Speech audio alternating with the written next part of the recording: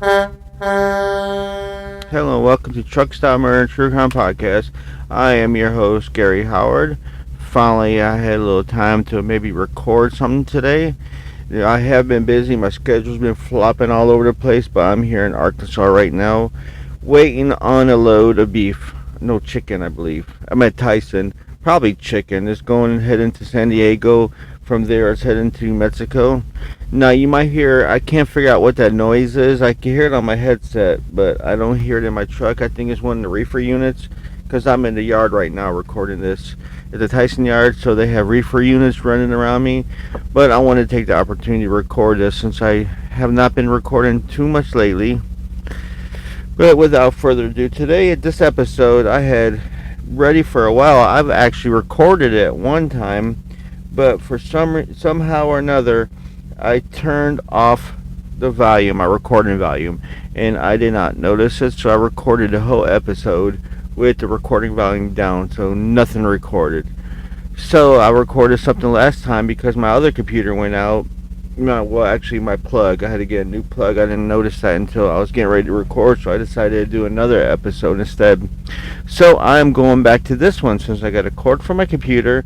I got everything I need in time, unless they call me up and tell me that my load is ready. It's going to be a live load. It was a drop and hook here at Tyson, but Tyson always takes forever. If there's any truckers listening to this, let me know in my Facebook group, Truck Stop Murder True Crime Podcast.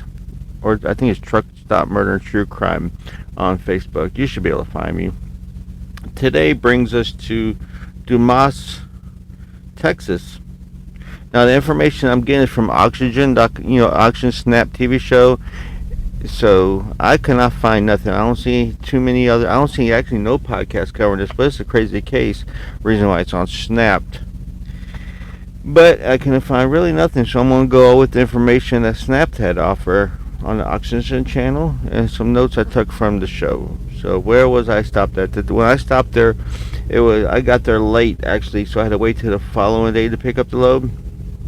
And where I stayed at was at the Love's Travel Stop 626 out of, there's a 3.7 star review rating out of 194 reviews.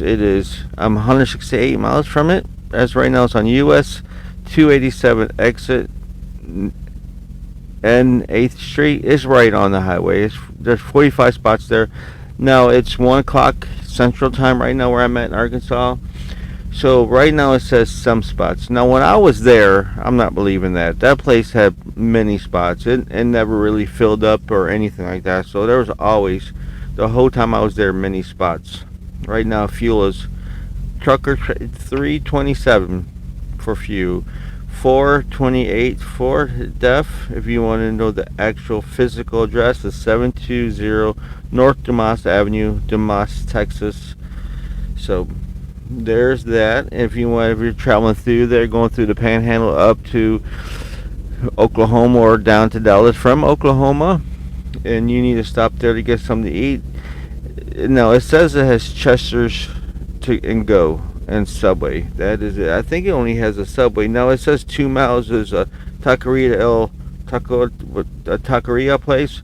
But now if you have a car and you could go more south and you could have a bunch of options. But we're only talking about this truck stop because you go into Dumas. There's a lot of restaurants. There's a liquor store. There's a Walmart. You have many options. But right now I'm talking about the truck stop. But that's pretty much it. But I don't think they have the Chesters. I remember when the last time I did this recorded this, I want to say a lot of truck drivers were bitching about not having one of them. So let's look at the reviews. Let's see what that says. Now everything I'm getting from this is from Truckers Pass. Now a highlighted one from 2 years ago. It says never stopped you before, but looks like a good place and use a shower. People were friendly and helpful, and never stopped you before, but looks like a good place and use a shower. People were friendly and helpful anyways. Lots of stocks. Seems like a good place to stop. There's a Chester's and Godfather's Pizza right there on site too, so it's all good. If you feel like stopping cleaning, it's clean, although there is construction and it is tough to get big loads in a note on the one Main Street. Now I kept blabbing because there's no punctuation and everything, so that's why I just kept blabbing. And there's plenty of room there. I don't know what this guy's talking about. So that was 2. For some reason, that's a highlighted load. I don't know who highlights these, if it's a store or trucker's path. But let's go 2 days ago. Showers are out of service. I think they just don't want to clean then. I was able to check in the app and waited 1.5 minutes until I went in, like I win, WHEN in, and asked them about it, and they finally got one ready. And then after I wax done, they turn off the mobile check-in. Not fair. I wax done. He was waxing Ricky. I guess he's waxing something. I don't know. That's Ricky Towers. 3 days ago, 1-star review. By the way, that was a 3-star review. They have only one functional shower. I had 2 more persons in line ahead of me, and I was waiting 2 hours for a shower. No, I guess I got lucky because when I went there, I was able to shower right away, if I remember right. It's been a while. Maybe I didn't shower. I don't know. I think I showered there. But yeah, here's you go. 2 months ago, 5-star review. Quite medium-sized parking lot. Hot food. Good spot for spot 2 showers. Okay. Let's see what Night King has to say about this place. The parking is okay. Fills up quickly. I didn't see that. Maybe it started to, but when I was there, like I said, it stayed empty the whole time. The food at Chester's was awful. Beware, chicken wasn't cooked. Was still raw when I got to my truck.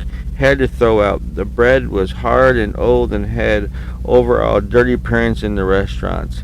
Now that's the thing about Chester's chicken. If you do get that, it's a hit and miss. Sometimes I've never had it raw, but I've had it pretty greasy, and just not really flavorful. Just more grease flavor or anything, and not even the good type of grease. I know some grease is good, but this stuff here, or it's really good. That thing is really bad or really good, but never raw. Here's a 5-star review. I don't understand, why I gave. Wait, listen to the review. It's 5-star review. Keep in mind this is a 5-star review. Small place, crappy food. That's it. Okay, I have my notification. I guess I could turn my notification on since I'm looking at my phone. I'm going to try to interrupt recording, but also I'm trying to wait for a phone call from Tyson.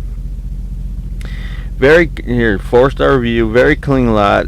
Great grass for dogs. The grass is illegal in Texas. No, I know what they meant. 4-star review. Just very good. And why not give it a 5-star review? Let's go. We'll find a couple more. 3-star review. Small but quite clean. Only 2 showers, but no long waits. There is a Chester's and Godfather's. Okay, here you go. Okay, it was Subway, not Chester's. Maybe I'm thinking about another truck stop that I covered that there was no Chester's. Even though the app, Truckers Pass said there was Chester's, there was none. Here you go. Last review. I'm going to end it with this one. No, 2 more people. 2 more reviews. There is 2-star. There isn't a Subway at Love's. Chester's and Godfather's are here. 2 showers. Store is clean. People are helpful. Water heater does not overheat. Then the ... down, sometimes causing a cold shower. Very last review. I think so. Let me see if there's any more. I'll just stop at this one. Lazy, 2-star. Lazy personnel. They do not clean the showers. Even the showers are empty. Well, I guess they have to have the staff. Oh, I forgot about this place. This guy, one person gave it a 3-star review, but it's a 3-star review, very small, but posting a bunch of food that I don't know why. Another guy with a 5-star review says, small lives, thank you for being here. Only 2 showers, but clean new loves. But he posted a bunch of pictures of produce. Cucumbers, carrots, tomatoes. I don't know why he has that posted on Loves. So there you go. Let's talk about the case. Today we're going to talk about a cowgirl who was the cowgirl queen. But first let's talk about Joel Frazier. Was born December 18th, 1951. Raised on a ranch, living the cowboy life. Married to Donna Petty, Petty, in 1978. She worked in real estate, after which they inherited the ranch. 1 year after getting married, they had their first child, and that was Cammy, our girl of honor here we're talking about, a rodeo queen, who was raised in a cowboy life where she strived to become the rodeo queen. I had to ask my wife about what that is, because she was a barrel racer, Desiree was. She said they just do everything: barrel racing, roping, they just master of all of the rodeo. Yeah, but when Cammy was 13, they had their second child, Jamie, who also was dedicated to rodeos and turned out to be better than Cammy in the rodeo. So after getting older and moving out, Cammy married Kory Tidrow, the best catch of town. Afterwards, had a son, where Jamie moved to Canyon, Texas. With all this, the family stayed closely connected. They owned a pawn shop at the time. Donna was the backbone of the family. Everything revolved around. She was the monarch. I guess that's what's the name of it, of the family. Nothing moved without her. She constructed everything, kept everything together. But sadly, in 2015, Donna got fatally ill and passed pretty fast. She had cancer and right away, died pretty fast, which changed Joe into a way different person. He thought he lost his whole world. After that, following this, Cammy and Kory moved back in to help him during these times. Now, I imagine he was grateful for it, but he was, like I said, he never got over the loss of his wife. And they were very helpful, but still devastated, and started drinking heavy. Joe did. But he never did get along with them because, you know why? I guess I asked Desiree, I said, are cowboy families like this? And she says, yeah, if you're not in the, like myself, if I would have met up with Desiree while she was in the rodeo, it probably would have been the same thing. They probably wouldn't, her dad or all them, Rafe, her uncle, would have dismissed me, but I don't know. But yeah, he never really liked him because of that. So, this brings us to 2007. A concerned daughter called dispatchers in Dalhart, Texas, to report her 64-year-old father missing. On July 13, 2017, Jamie Frazier told... Now, I have to look at that. I was saying Dumas, it's in Dalhart. The truck stop is in Dumas. But this happened in Dalhart. If I said anything earlier, I do apologize.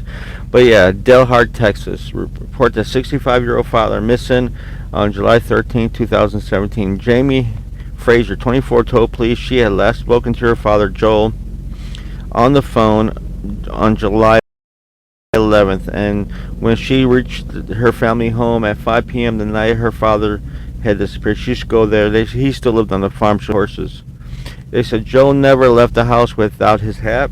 Thomas, a friend said, of the Frazier, said on Snapped airing. Well, I'm not going to go on that. Jamie was the first one to pick up on that. He left his wallet. Joel's truck and wallet were still at home, as well as his medication, although his other daughter, Cammy, her husband Kory, and her 11-year-old son all lived in the home as well. None of them knew where he was. As Jamie hung missing person posters and created social media posts to ask the public to search for her father, Cammy, who went by Cammy, brushed her father's disappearance off as drinking, binge, puzzled law enforcement. Yeah, he just got drunk and left somewhere. He's, oh man, if he wants to leave, he can leave. What? But they were curious certain. Why is one sister desperately looking for him, and the other was like, they don't care? But that's what Chance Fowler, the Hartley County Sheriff's Department, said. So, friends and family told police that Joe Frazier's relationship with his daughter deteriorated after she and her family moved back into his home. Of course, I forgot to tell you, Cammy and her husband was really big in meth. And one time he did catch him making meth and threatened to kick him out. So, they moved in because they were doing dope, said Chris Goodson, Joel's friend, on Snap. They didn't have jobs, had no place to go, so Joe opened his house up to them, gave them a place to live. Joe had mentioned they were trying to cook meth at the house and wasn't putting up with it anymore. So, and there's pictures of her. I'm going to see if I can find, there's a mugshot of her I'll put on my social media pages. So other friends said Joe did not get along with Cammy's husband Kory and blamed him for her drug use. Cammy's story surprisingly is one of that is pretty common in the area. Brooke Self, a former reporter for ABC7, said on Snap, somebody who's on the top of the world, a rodeo queen, the apple of her father's eye, but it just takes that one person that introduces that one thing that's into your life that changes your life forever. I gotta keep watching my cat. My cat's over there by the computer. I don't want him to turn it off. Case forever, and that is Meth and Kory. It was when police searched Frazier's home that they came upon a motive for Cammy to want her father gone. Police discovered the unsigned last will and testament for Joel Frazier in Cammy's purse. So what did it say? It wasn't signed, and as you look through the will, he had changed the previous will to take Cammy from being the main beneficiary to change it to Jamie being the main beneficiary. So Cammy's not getting nothing, and kind of cutting Cammy out, if you will, or everything in the event of Joe died, said Scott Swick, Texas Ranger. Of course, on Snap, I don't have to keep saying that. Joel Frazier's attorney told officers in March 2017 his client came to him and wanted him to change his will changed. He just had revised Joel's will and sent a copy to his house, and that he never received a copy in return. And this happened just before Joel was reported missing, James Webb, former Dalhart police sergeant, said. And guess what he said it on? Police discovered a second key piece of evidence in Camilla Frazier's purse, a bottle containing a ground-up white substance that a lab revealed was, I'm going to screw this, diphenhydramine, the main ingredient of Benadryl, pretty much. They also tested the remains of a milkshake in the home, which contained the same substance. I'm not diphenhydramine, but I don't know. Cammy every evening will make Joe a milkshake. Swick said he would even expect to find ice cream with sleep medicine in it. Well, I mean, he wouldn't expect it. I'm sorry. That coupled with loose powder made in which all made a lot of sense. Meanwhile, a rumor swirled in a small Texas town that Joel Frazier had been chopped up to a meat processing plant 4 months after Joel went missing. An anonymous tipster told police they said seen Joel's body in an incinerator plant, causing officers to investigate. Right away, I noticed what I recognized to be a human skull, Swick said, and as I'm looking closer, I see that looks like, okay, I know that is a human hand. In my heart, I knew without a doubt this was Joe Frazier I was looking at. Benjamin Buck, who was a friend of Cammy and Kory, worked at the plant. When police questioned Benjamin Buck, he confessed on July 12th he got a call from Kory Tidrow to bring a sheet and wheelbarrow to Joel's house. He indicated right away that Joe was dead. Swick said they had prior conversations of wanting to kill Joe and how they wanted to do that. Buck claimed that when he arrived at Frazier's home, Joe was already dead.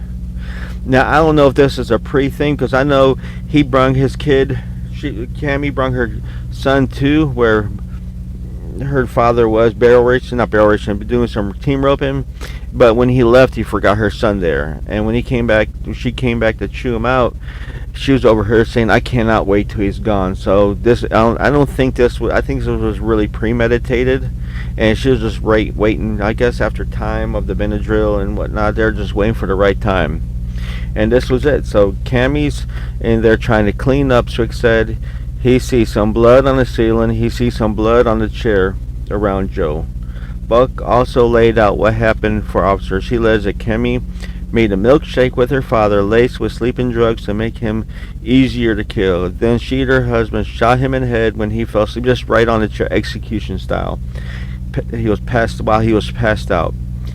When that failed to kill him, Buck claimed they shot him again with a larger caliber gun. So they shot him with one and had to come back with another. Then they wrapped the body in a sheet, tuck it to the plant, used propane tank to burn the body in the incinerator. Since the incinerator wasn't working, they're leaving thinking that there's going to be to burn the body and dispose of the evidence, and everything will be home free for them. But the fire did not burn hot enough because it wasn't working right, and then burned the body. In an attempt to destroy the body, they actually preserved it. I guess caused a shell around it and preserved it, kind of like cooking a roast.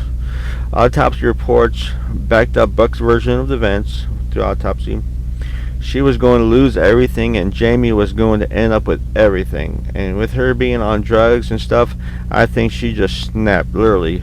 Goodson said that did the unthinkable. I mean, how can you kill your father and put him in an incinerator? The drugs. I can tell you that right now. When you're on drugs, you just don't you don't think with a coherent mind. And if she thought she was going to lose everything and be homeless, and her sister, I don't think she got along with her sister, probably because she was a before drugs, she probably getting along. She was probably jealous because she was a better rodeo star than her. But then we showed, favoritism from her dad, so into the drugs and trying to please Kory. So yeah, that's why. So Buck was charged with tampering with evidence and sentenced to 5 years in prison. Kory Tidrow and Camilla Frazier-tidrow were both found guilty of first-degree murder and sentenced to life. They're lucky they did not get the death row. And what Swick said, they're evil people. They have zero compassion for human life. Watch on, and this is on. If you want to watch it on Snapped.